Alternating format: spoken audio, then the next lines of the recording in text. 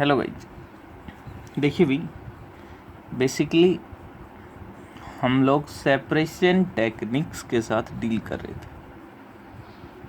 Last time हमने 3 separation techniques के साथ डील किया था। आज हम कुछ और सेपरेशन टेक्निक्स हैं जिनके साथ डील करेंगे। देखिए, आज जो हम नेक्स्ट डील करेंगे वो डील करेंगे हम डिस्टिलेशन टेक्निक्स। डिस्टिलेशन टेक्निक हमें पढ़नी है।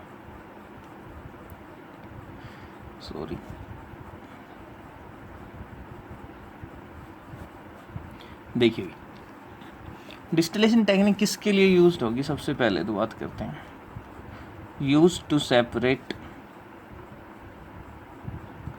Component of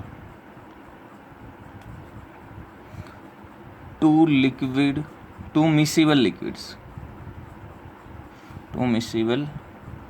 liquid mixture. अगर आपके पास 2 मिसिबल लिक्विड्स का मिक्सचर है तो उसके कंपोनेंट्स को सेपरेट करने के लिए हम क्या यूज करेंगे? Distillation technique. ये टेक्निक किस पे डिपेंड करेगी? This technique depend on the difference in boiling points of components of liquid mixture।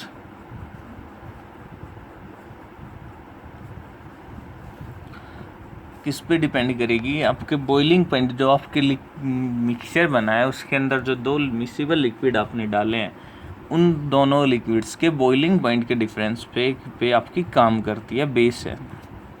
Depend बोलिए या दिस टेक्निक बेस्ड बोल सकते हो आप, बेस्ड ऑन डिफरेंस। ठीक है। दूसरी यहाँ पे कंडीशन है, मतलब कंडीशन क्या है जहाँ पे डिस्टिलेशन प्रीफर की जाती है जिनके लिए, वो आपको पता होना चाहिए। Distillation technique is used for liquid mixture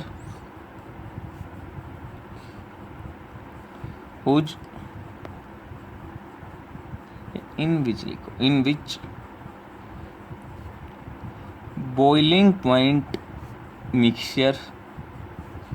point of component of mixture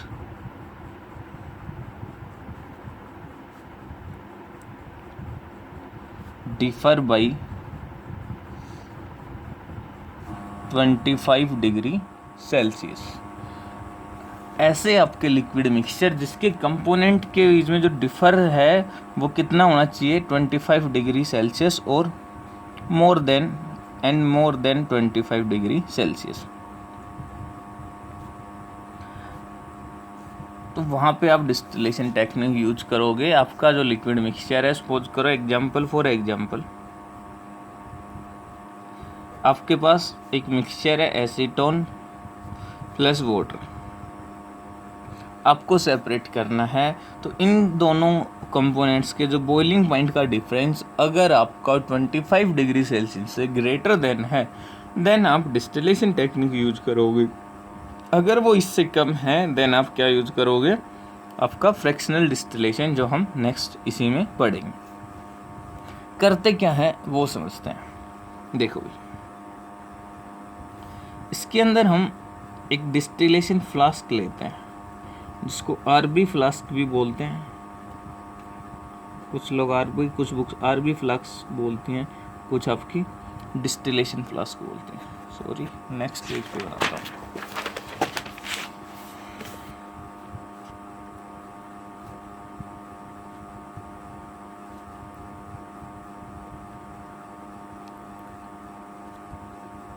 ठीक है, इसको हम एक वायर गेज पे सेट करते हैं।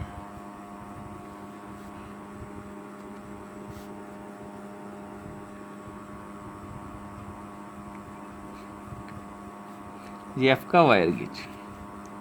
ठीक है, इसको हम हीट करेंगे। अब वायर गेज हवा में तो रहेगा नहीं, ऑब्वियस सी बात है। यहाँ पे क्या लग रहा होगा? एक स्टैंड लगेगा।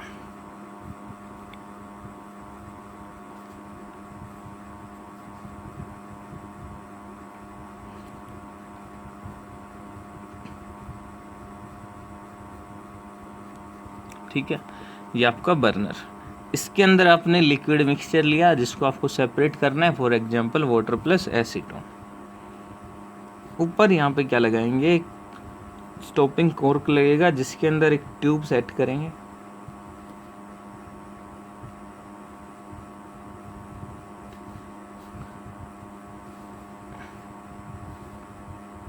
ये ट्यूब फर्दर इधर आपकी आ रही होगी, इधर कोई बीकर कंटेनर जिसके अंदर आपको लिक्विड स्टोर करना है।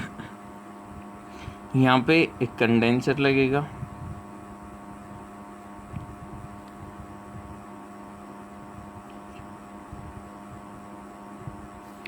ये आपका इनलेट होगा, ये आपका आउटलेट होगा। ठीक है, ये आपका पूरा सेटअप। अभी लिखते हैं, ये क्या आपकी डिस्टिलेशन फ्लास्क, ये आपका मिक्सचर, ये वायर गेज, ये आपका बर्नर, ये ट्राइपॉड स्टैंड, ये आपका प्योर लिक्विड आ जाएगा कोई भी। ठीक है, ये वेपर्स बनेंगे, ये आपका कंडेंसर, ये आपका आउटलेट, ये आपका इनलेट। तो देखिए ये आपका कंप्लीट हो गया। होगा क्या, अब बात करते हैं। आपके पास मिक्सचर था, एक है वाटर, दूसरा एसिड, यही दोनों है। तो देखिए आपके वाटर का बॉइलिंग पॉइंट आपको पता है 100 डिग्री सेल्सियस, इसका जो बॉइलिंग पॉइंट रहेगा वो रहेगा 52 डिग्री सेल्सियस। ठीक है, अभी इन दोनों के बीच में आपको डिफरेंस दिख रहा होगा, इन दोनों का डिफरेंस आपको दिख रहा होगा। ठीक है भाई, तो दोनों के बीच में अच्छा सॉरी ये 56 है, कितना है? दोनों के बीच का डिफरेंस देखोगे, डिफरेंस कितना आ गया आपका 44 डिग्री सेल्सियस। दैट मीन्स आप डिस्टिलेशन टेक्निक यूज कर सकते हो। दैट मीन्स क्या यूज कर सकते हो, डिस्टिलेशन टेक्निक। अब आपने मिक्सचर डाला वाटर प्लस एसीटोन, इसके अंदर आपने हीट करना स्टार्ट किया। जैसे ही इस लिक्विड का टेम्परेचर आपका 56 डिग्री सेल्सियस पहुंचेगा, सारा का सारा जो एसीटोन है आपका वो किस में कन्वर्ट हो जाएगा, वेपर में। ये आपका क्या है, बॉइलिंग पॉइंट, ये आपको पता होना चाहिए। जैसे ही इसका टेम्परेचर, इस मिक्सचर आप हीट कर रहे थे, इस मिक्सचर का टेम्परेचर 56 डिग्री सेल्सियस पे पहुंचेगा, एसीटोन किस में चेंज हो जाएगा, आपके वेपर्स में। जैसे ही वेपर में चेंज होगा, ये वेपर्स यहाँ जाएंगे, इस ट्यूब के थ्रू पास होंगे और कहाँ पे पहुँचेंगे, आपके कंडेंसर पे। अब कंडेंसर के पास आ गए, कंडेंसर ने क्या कर रहा है, ये आपका इनलेट, ये आपका आउटलेट। इधर से आप कोल्ड वाटर डाल रहे हो, ठीक है भाई, कोल्ड वाटर डाल रहे हो, ये ट्यूब इनसाइड के आ रही है। तो यहाँ पे टेम्परेचर, इस एरिया के अंदर टेम्परेचर क्या हो गया आपका, लो टेम्परेचर पे। आपको पता है फॉर कंडेंसेशन और for liquefaction of gas condition क्या होती है, high pressure and low temperature आपको रिक्वायर होता है। तो जब आपकी गैस वेपर्स यहाँ से यहाँ गए, यहाँ पे टेम्परेचर क्या मिला, लो। तो लो मिला तो यहाँ पे क्या होगा, बेसिकली लिक्विफिकेशन होगा और यहाँ पे आपका क्या आ जाएगा, प्योर एसीटोन आ जाएगा। सो ये चीज़ आपके माइंड में, जो बार बार फिर से बोल रहा हूँ, दोनों के बॉइलिंग पॉइंट का जो डिफरेंस है वो 25 डिग्री सेल्सियस से ज़्यादा होना चाहिए। चाहे बोलें 25 डिग्री सेल्सियस और वी कैन से 25 केल्विन, दोनों एक ही बात है, कोई डिफरेंस नहीं है। बिकॉज दोनों डिफरेंस जो है kelvin scale and degree Celsius scale पे इक्वल होता है। तो अगर उस 25 से ज़्यादा है देन आप डिस्टिलेशन टेक्निक यूज करोगे बेस्ड ऑन, जो किस पे बेस है, बॉइलिंग पॉइंट पे। मिक्सचर लोगे हो, हीट करोगे, जिसका बॉइलिंग पॉइंट, जिस कंपोनेंट का बॉइलिंग पॉइंट लो है वो कम्प्लीटली वेपर्स में चेंज होगा। उस वेपर्स को आप कंडेंसर से पास करोगे, कंडेंसर से पास करने पे वो वहाँ पे टेम्परेचर लो मिलेगा, आपका क्या मिल जाएगा, प्योर लिक्विड। यहाँ पे आपका प्योर एसीटोन आ जाएगा, यहाँ पे क्या रह जाएगा, वाटर आपका रह जाएगा। तो देखो क्या करेंगे, mixture is taken in distillation flask and heated. Now as the temperature of mixture reach to the boiling point,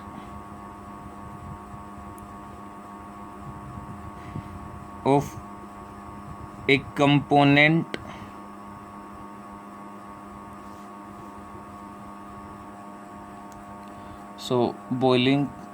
reach boiling point of a component of mixture, then that component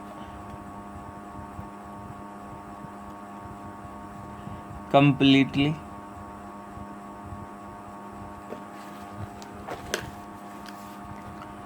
convert into vapors. उसके बाद क्या होगा भाई? These vapors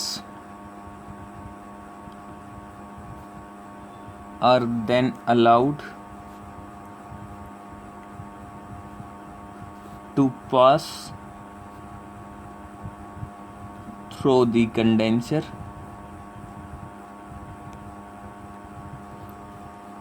due to which, या फिर हम लिखें where liquefaction of vapor takes place.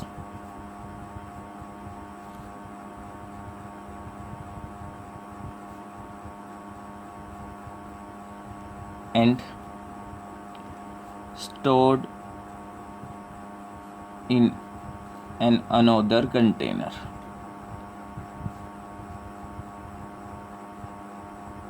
ठीक है. Hence our mixture is separated. हमारा मिक्सचर क्या हो गया? सेपरेट हो गया. हमने लिया, उसको हीट किया. जैसे ही आपका एक कंपोनेंट का बॉइलिंग पॉइंट के इक्वल टेम्परेचर हुआ मिक्सचर का, वो कंपोनेंट वेपर में चेंज हुआ. वो उन वेपर्स को कंडेंसर के थ्रू पास करेंगे, वहाँ पे लिक्विफिकेशन हो जाएगा और आपका कंपोनेंट हम अलग कंटेनर में स्टोर कर लेंगे. तो ये तो हुआ आपका डिस्टिलेशन टेक्निक. अभी इसी का आपकी टेक्निक जो भी है, आपका 5, 6 जो भी नंबर है वो आप डाल लेना. नेक्स्ट जो टेक्निक आती है उसको हम बोलते हैं फ्रैक्शनल डिस्टिलेशन. नेक्स्ट टेक्निक क्या बोलते हैं? Fractional distillation. सेम डिस्टिलेशन की तरह ही है, जस्ट मॉडिफाइड वर्जन है आपका, है ना. लेटेस्ट वर्जन हम बोलते हैं जो, वो आपका है. क्या होता है, किसके लिए यूज होगा? Use to separate components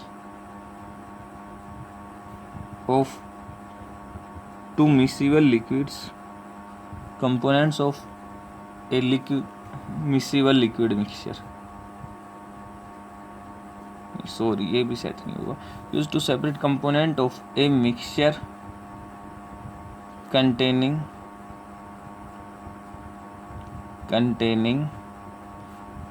two miscible liquid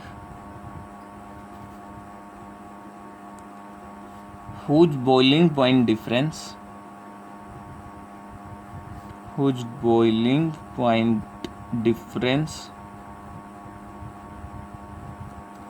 is less than 25 degree Celsius. जिनके बॉइलिंग पॉइंट का डिफरेंस कितना रहेगा? Less than 25 degree Celsius.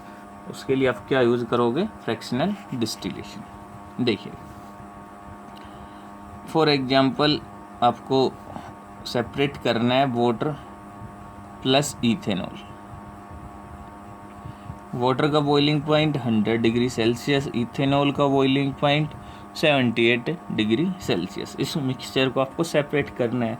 दोनों के बीच का डिफरेंस आपको दिख रहा है कितना? आपका 22 डिग्री सेल्सियस. क्या यूज़ करेंगे? Fractional distillation. किस पे डिपेंड करेगा? सेम वही आपका on the basis of difference in boiling point. ठीक है. क्या करेंगे इसके अंदर? देखिए,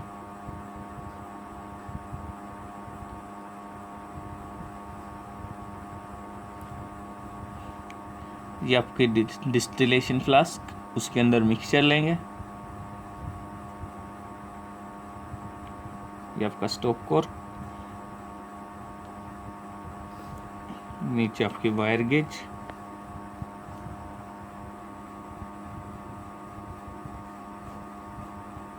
ये आपका स्टैंड,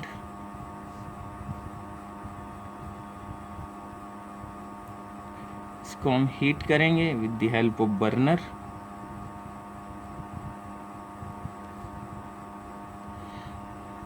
ठीक है, अभी क्या यहाँ पे आपके ट्यूब लगी थी, लेकिन यहाँ पे एक नया फ्रैक्शनल डिस्टिलेशन में एक नया ऑपरेटस आपको यूज करना पड़ेगा।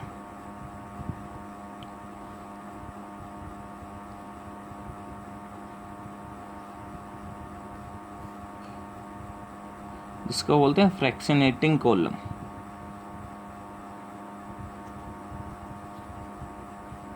ये फर्दर आपका कनेक्टेड रहेगा एक ट्यूब से, जो आ जाके एक कंटेनर, एक बीकर के अंदर फॉल करेगी। यहाँ पे आपका सेम वही कंडेंसर,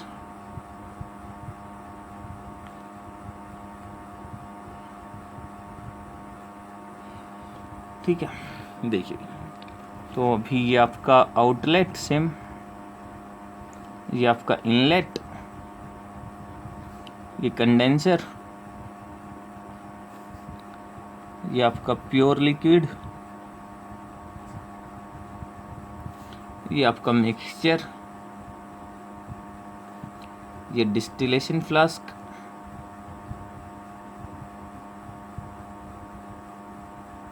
ये फ्रैक्शनेटिंग कॉलम,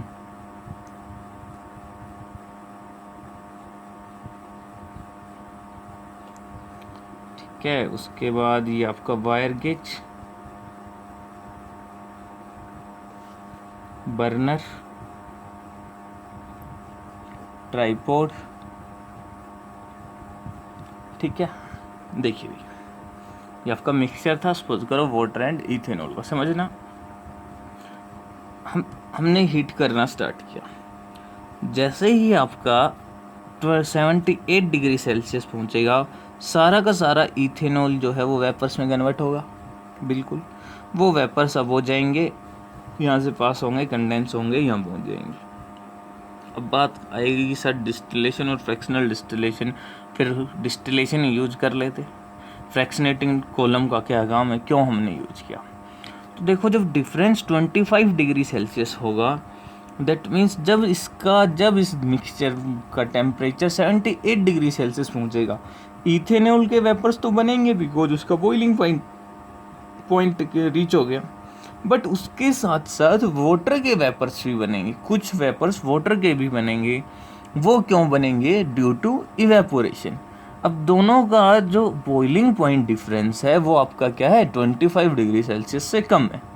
तो अब अगर से जैसे ही 78 डिग्री सेल्सियस पहुंचा, दैट मीन्स वाटर के एनवायरनमेंट का टेम्परेचर क्या हो गया, इंक्रीज। और अगर आपका टेम्परेचर इंक्रीज होगा तो आपने फर्स्ट यूनिट में पढ़ा था, रेट ऑफ इवेपोरेशन भी क्या करेगा, इंक्रीज करेगा। तो जैसे ही 78 जाएगा, इथेनॉल तो कंप्लीटली वेपर में कन्वर्ट होगा, बट ड्यू टू इवेपोरेशन आपके कुछ वेपर्स वाटर के भी बनेंगे। और अब इसके अंदर ये जो वेपर्स बने, ये प्योर इथेनॉल के ना होके इथेनॉल प्लस वाटर ही है। अभी भी क्या है, मिक्सचर है, वाटर का अमाउंट बहुत कम है, लेकिन अभी भी इथेनॉल प्योर नहीं है, इसलिए आपको फ्रैक्शनेटिंग कॉलम यूज करना पड़ा। जब आपके इथेनॉल प्लस वाटर के वेपर्स यहाँ पे पहुँचेंगे फ्रैक्शनेटिंग कॉलम में, तो इसके अंदर ग्लास बीड्स प्रेजेंट रहेंगी। क्या प्रेजेंट रहेंगी? आपकी ग्लास बीड्स। वो ग्लास बीड्स क्या करेंगी, वो glass Beed large surface area provide करेंगी। उन लार्ज सरफेस एरिया से क्या होगा भाई, वो लार्ज सरफेस एरिया प्रोवाइड करेंगे, जिसकी वजह से आपके वेपर्स जो हैं वो कंडेंस हो जाएंगे इजीली। बिकॉज आपको पता है इवेपोरेशन एंड कंडेंसेशन दोनों के दोनों क्या है, आपके सरफेस फिनोमिना है, जो किस पे डिपेंड करेंगे, सरफेस एरिया पे। सो जैसे ही सरफेस एरिया इंक्रीज होगा, रेट ऑफ कंडेंसेशन भी आपका इंक्रीज होगा। तो फ्रैक्शनेटिंग कॉलम के अंदर ग्लास बीड हैं, वो आपका लार्ज सरफेस एरिया प्रोवाइड करेंगे, due to which rate of condensation increases. और जो आपके वेपर्स बन के गए थे इथेनॉल प्लस वाटर के जो वेपर बन के गए थे वो वेपर क्या हो जाएंगे, फिर से कंडेंस हो जाएंगे और वापस से लिक्विड बन के इधर वापस से मिक्सचर में फॉल हो जाएंगे। लेकिन जो इथेनॉल के वेपर्स का जो कंसंट्रेशन है, जो अमाउंट है 78 डिग्री सेल्सियस पे, वो बहुत हाई रहेगा। 78 डिग्री सेल्सियस पे सारे का सारा इथेनॉल वेपर में चेंज हो जाएगा। तो इथेनॉल के जो वेपर्स का जो कंपोजिशन है, जो कंसंट्रेशन है, बहुत हाई रहेगा। तो सारे के सारे इथेनॉल वेपर कंडेंस नहीं हो पाएंगे, वो इस फ्रैक्शनेटिंग कॉलम को क्रॉस कर जाएंगे और यहाँ पे जाके आपके कंडेंस हो जाएंगे। कुछ वेपर्स इथेनॉल के भी कंडेंस हो गए हैं, ये वापस मिक्सचर में आ जाएंगे। कुछ वाटर के वापस, वाटर के तो जो गए थे वो वापस कंडेंस होके आ गए, बिकॉज पहले ही अमाउंट बहुत कम था वाटर के वेपर्स का। लेकिन इथेनॉल के वेपर्स का अमाउंट या कंपोजिशन ज़्यादा होने की वजह से क्या होगा, वो इस फ्रैक्शनेटिंग कॉलम को पास कर जाएंगे और यहाँ पे कंडेंसर में कंडेंस होके यहाँ पे आपको प्योर इथेनॉल मिल जाएगा। तो ये काम आपका फ्रैक्शनेटिंग कॉलम का। ठीक है, आई होप समझ आया होगा। लिखते हैं इसको। आपने क्या किया, प्रोसीजर क्या किया, आपने क्या फॉलो किया। Mixture is taken in distillation flask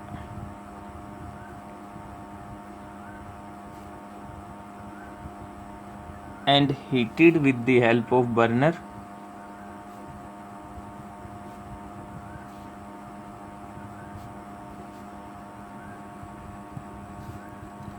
As the temperature of mixture reaches the boiling point of a component of mixture,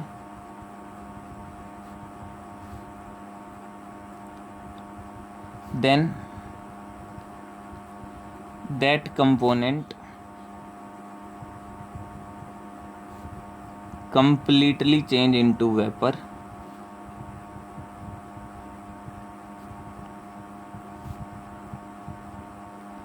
but due to evaporation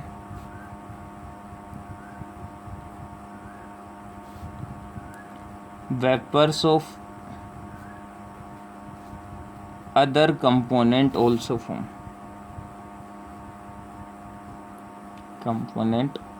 form in small amount.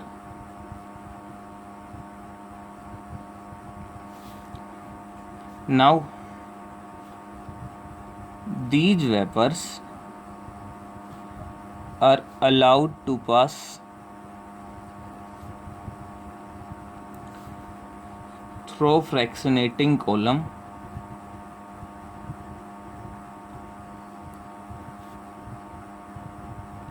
where glass beads are present, जहाँ पे क्या आपकी glass beads present है, which provide large surface area.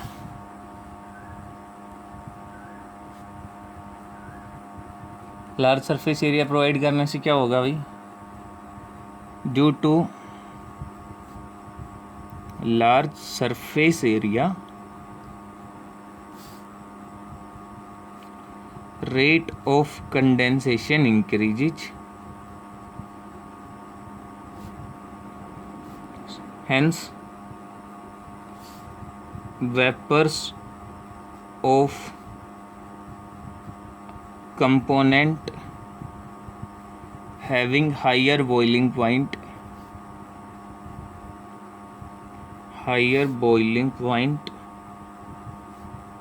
condense and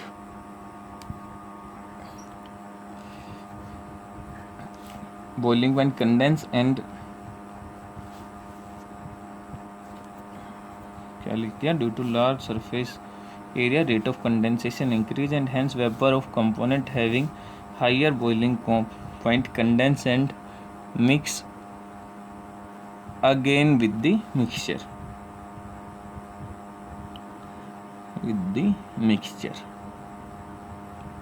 but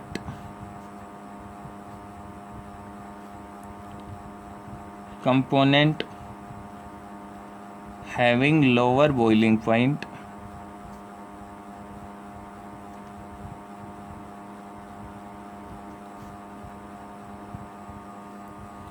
is able to pass through fractionating column